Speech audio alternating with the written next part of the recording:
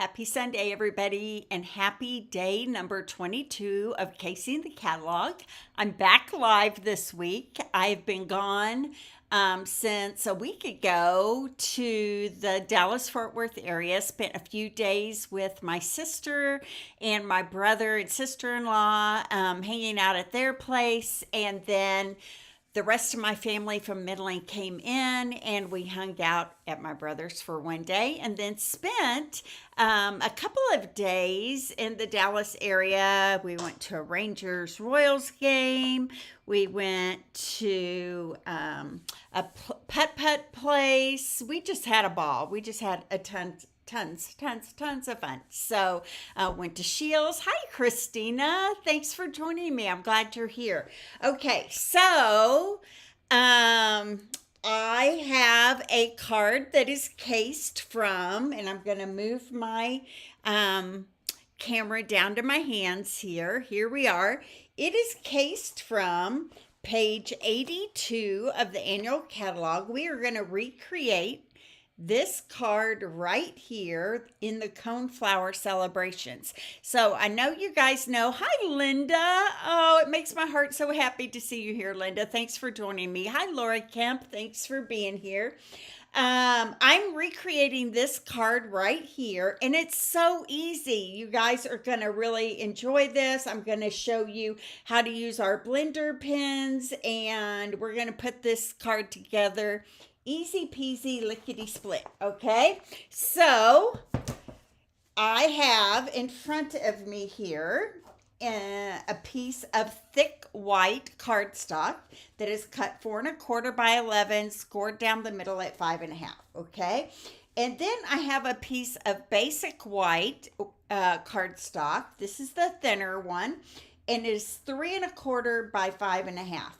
But before I attach this to the top of this card, we're going to take our blending brush that I have right here. I'm going to add some ink, and we're going to blend a little bit of color onto the back of this plaid folder just to kind of make it look like sky, or just add a little emphasis to that texture from that plaid embossing folder.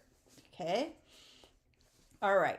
Now that I've done that, I'm going to attach this to the top of my card base right like that. Okay. So I'm going to add some liquid glue. I'm going to put this away before I stick my hand in it. And I don't need that blending brush anymore. Okay.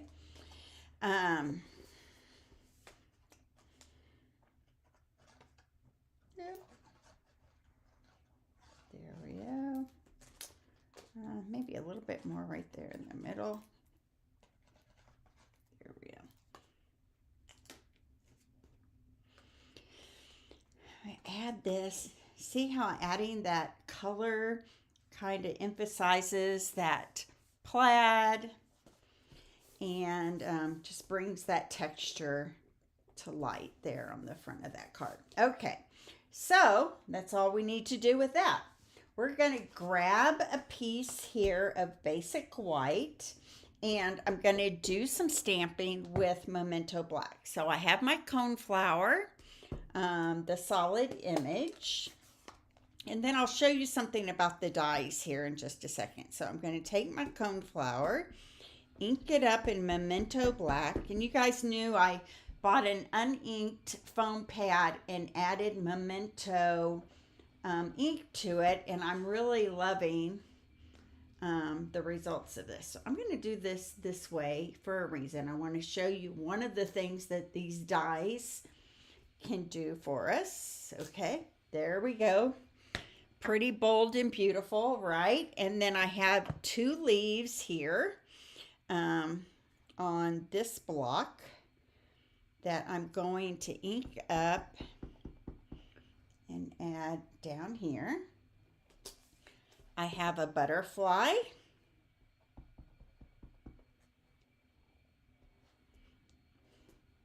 There we go. And I have a stem.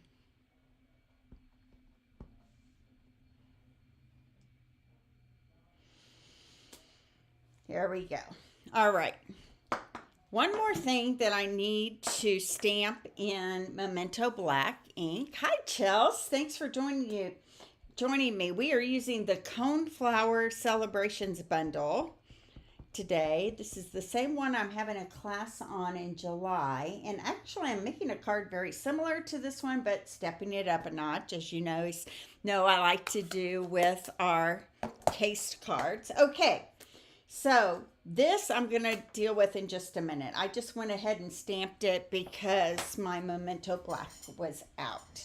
Okay, so what I'm going to do here is I'm going to use our blender pens. And I don't know if you guys have ever used these before, but they're glycerin pens. They have glycerin inside, and they help you to kind of give a watercolor effect to your project. So how about I start with my butterfly in this Coastal Cabana ink here. And what you can do is you can... Let me just grab a little block here. You can put some ink on a block, right, like that. I just dabbed my block into it, okay? And then I can take my blending pen, pick up some of that ink, and then come in here, and you can just paint it on. And you can get it as saturated or not as you want. The more you blend out, the lighter it'll get. So it kind of gives an ombre effect.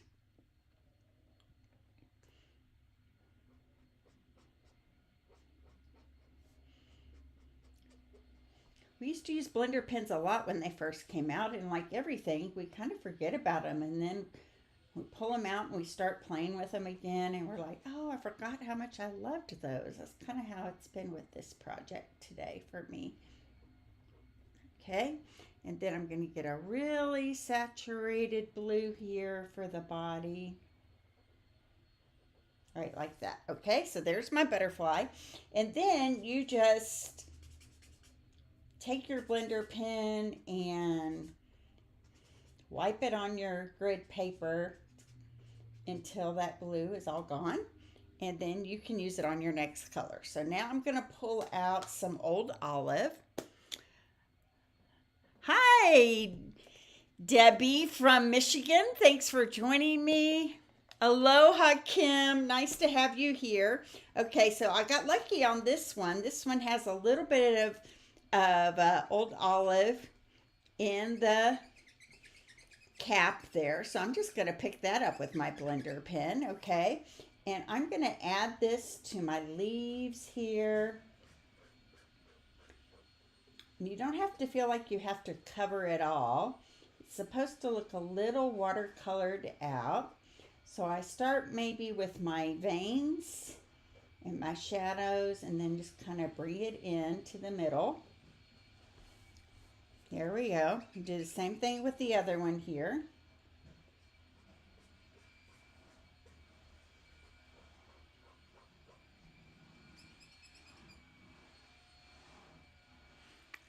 I know, you're right, Chelsea. We did. It is a little harder, I think, to get the saturation and the effect that we get with the blender pens. I mean, I love my alcohol-based blender pens, right? But this is fun to come back to every once in a while. And you know, we have some colors that we don't have blends for, like garden green, right? So we could use this when we need a garden green. Okay, just one more thing, and that is my stem here. One more thing in Old Olive. So I'm just going to add some color to that right there. Okay? Now, if I wanted to, I could even grab my Wink of Stella. And it didn't call for this in the instructions, but how about we add just a little glimmer to our butterfly here? Wouldn't that be fun? I love Wink of Stella. There we go. Okay.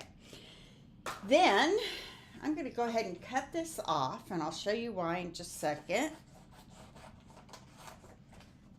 And then this is my coneflower. And for my coneflower, I am going to use crushed curry and pecan pie on this one. And I'm going to grab a new blender pen and grab a new block here. I just think it's easier to get the ink off the block than it is the stamp pad itself. Okay, so I'm gonna ink up my blender pen. I'm gonna bring it in from the top edge to the bottom, kind of where the shadows are.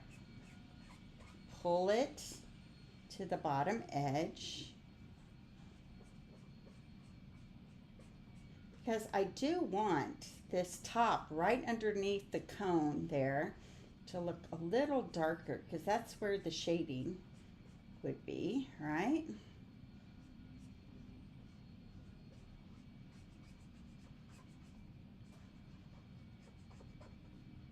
Add a little bit to my insides here, okay?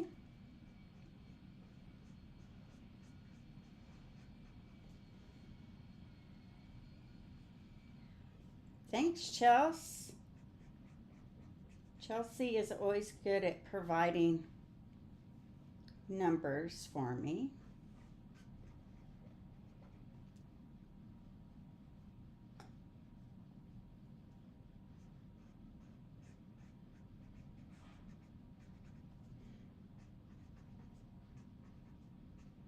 Hey, looks pretty good. What do you think?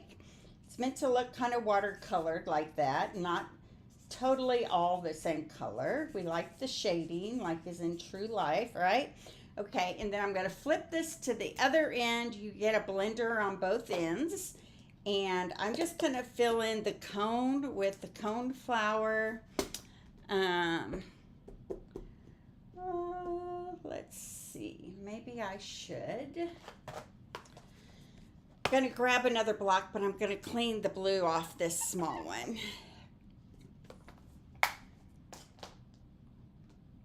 There we go. Pick it up with my blender and do my cone right here. Same technique. Start where the shadow would be, which is where it intersects the flower right here, and then pull it up to the top where there would be a little more light.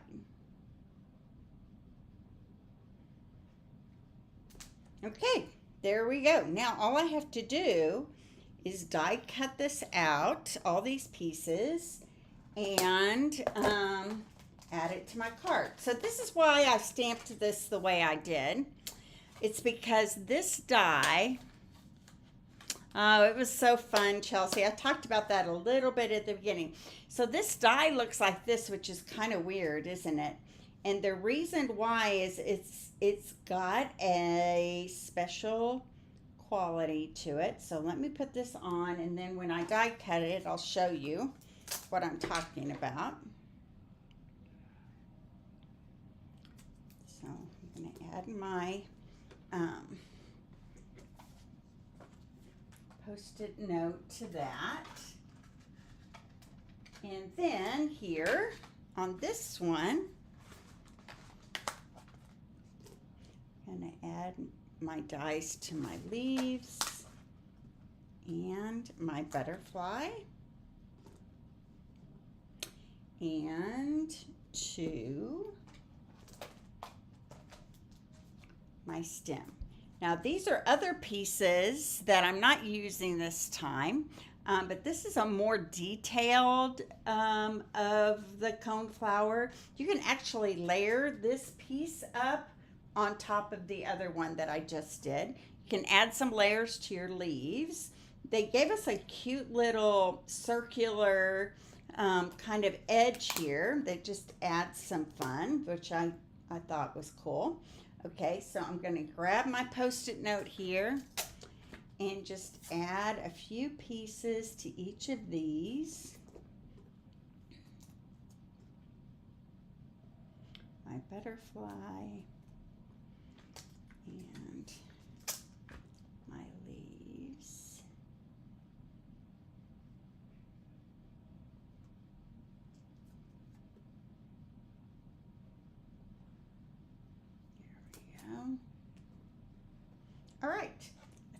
and cut all these out at the same time. So someone was asking me last week about my electric die cutting machine. I use an old Tim Holtz Vagabond. I don't even know if they make them anymore. It's been around for a while. I feel like I heard that they don't, but I could be wrong about that. You might be able to find them out on eBay or something, but I've heard really good things about the Ann Griffin electric machine. It's quite expensive though, but my friend Corinne was telling me she has one, and it's got a wider plate on it. It's helpful when you use the right plates on your machine here. And she says she can die cut a lot more with it than a normal machine. The plates are wider and longer, so something you might want to look into if you're looking for an electric one. I love our die cutting machine, and for classes, for the most part, that's what I still use. But when I have a lot of die cutting to do for a class, the electric one really saves my wrist from hurting too badly. Okay, and then here's the piece I was telling you about. Oh, it doesn't look like it cut all the way through, but we can cut it off. I just want to show you that the reason they made it like this is so that you can fold it like this, and if you want, you can put it on your card and add a little something special to the inside underneath the flower or whatever. But super fun. I'm gonna cut a little bit off this edge right here. There we go. Looks like my die got a little too far one side. Okay, there we go. So there's my flower. But since I don't want to have this detail on this card, I'm just going to take my paper scissors, my detailed paper snips, and just kind of cut that off right there. Okay, so now what I wanted to show you is you can actually cut cardstock in different layers, and you can continue to layer more detail. You can add layers to this if you wanted to. We're not doing that today. And you can actually cut out the cone on the coned flower out of a different color, and it has some texture to it. So you can do that as well. We're not doing that today, but you could if you wanted to. All right, so what I'm going to do is I'm going to get a glue dot here. I'm going to add a glue dot to the top of this stem.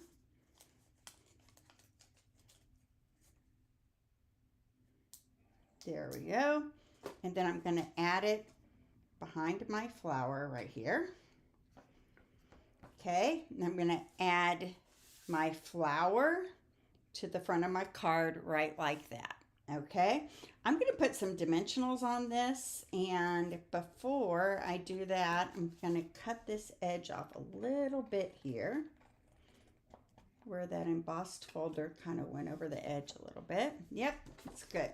Okay, so this is going to get adhered right here onto the top of my card, and I'm going to add some dimensionals behind this.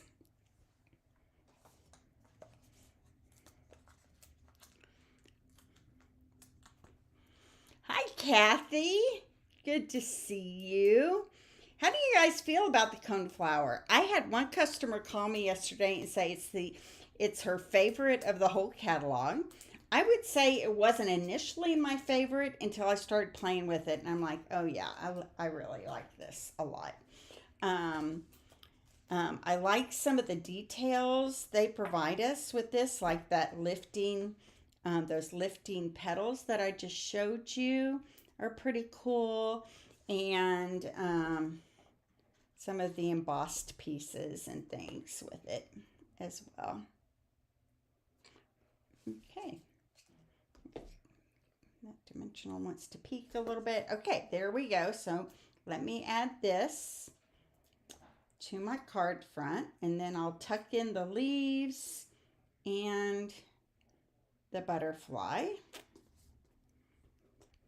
My butterfly is going to sit right up here next to my flower, right like that. Maybe a little more this way. Let's see, how do they have it? Yep, just right like that. So I'm going to add a couple dimensionals behind this. This really is a pretty simple card.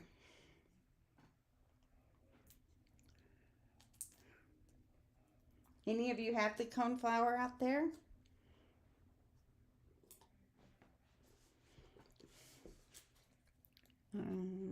Okay, this one is going to go right over here. Add some dimensionals behind that.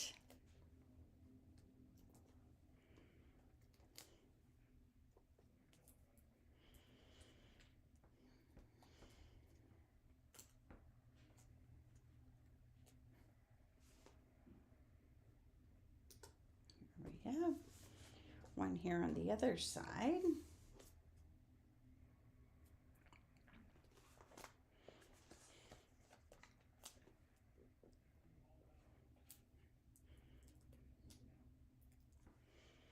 So the rest of my summer is going to be kind of boring after doing Disney World and our little family vacation.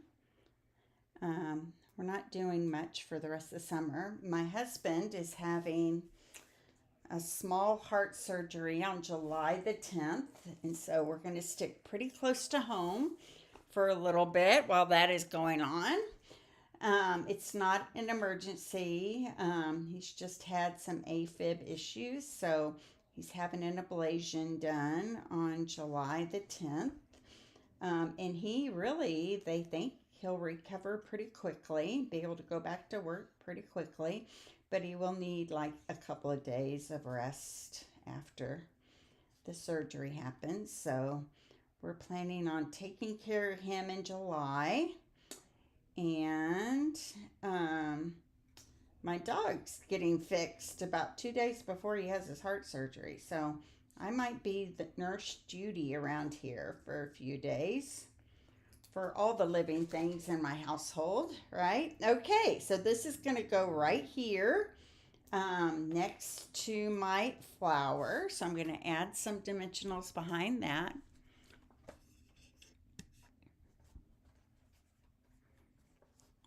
Fun. Hi, Cheryl Crafts. Nice for you to join me today. Thank you. You haven't been home. Are you vacationing somewhere? Do you go somewhere for the summer? I know a lot of people go camping and things during the summer. So there we go. We're going to add this over my stem here. And I think maybe I should have put just flat glue right here. So I'm going to pull that dimensional off, add a little liquid glue to the side because it's going to overlap that stem.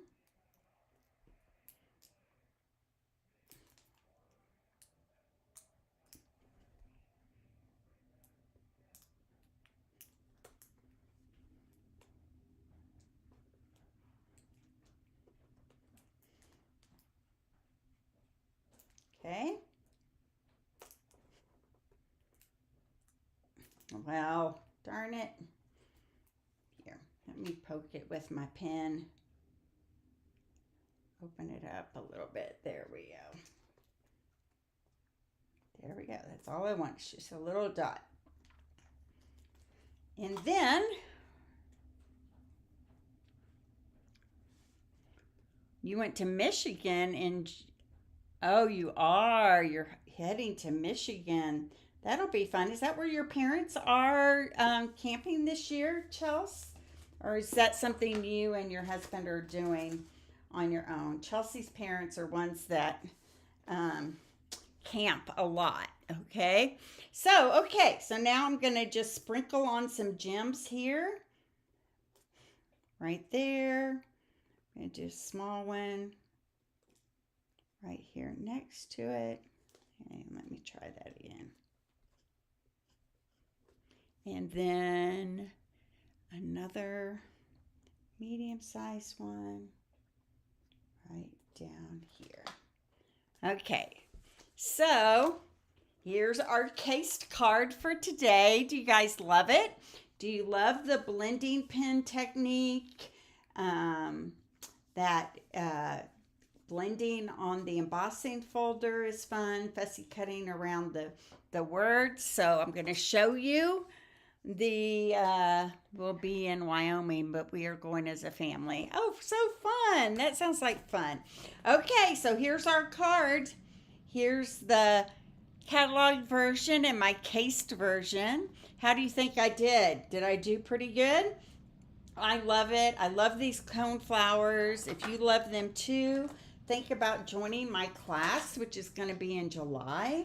I'm trying to think of the date. Let me see if I can look at my calendar real quick and figure out when that class. And you can get it to go as well. It will be July the 19th.